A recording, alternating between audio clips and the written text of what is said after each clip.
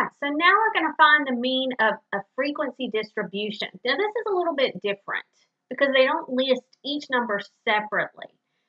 They'll tell you that 12,000 is the salary of 8 employees. So when you're adding that up, 8 people make 12,000. So you have to add 12,000 plus 12,000 plus 12,000 8 times, which is the same as 8 times 12,000 equals 96,000. 11 people make 16,000. So 11 times 16,000 is 176,000. 14 people make 18,500. You do 14 times 18,500, you get 259,000. 9 people make 21,000. 9 times 21 is 189,000. 2 people make 34,000. That's going to add up to 68,000. 1 person makes 50,000. So you write that once. Then add all your totals up. So just remember, this is the number of people that make that much money. You have to multiply it out. They don't list them all separately.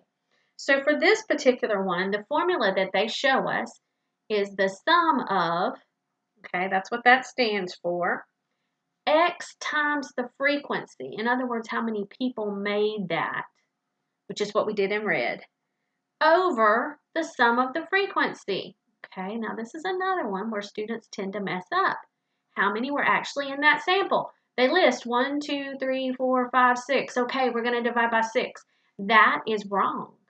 You want to make sure you divide by how many people that they sampled. If you add all that up, the frequency is actually 45. So our N, the number in our sample, is equal to 45. So we're going to take that 838,000 from adding all their salaries up,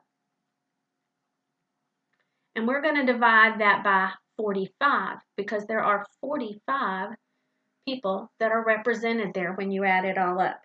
So the correct answer, the mean for this one, which we will call our X bar, is equal to 18,622. In the example, they did round that. So $18,622. So that's how you get the mean from a frequency distribution. Just remember, you have to multiply the number of employees times that salary for each one, then add those up. And the other common mistake is don't divide by 6 because there are 6 categories. Add up all the employees, which is 45, and you actually divide by 45. Then you get your 8,622 for your mean.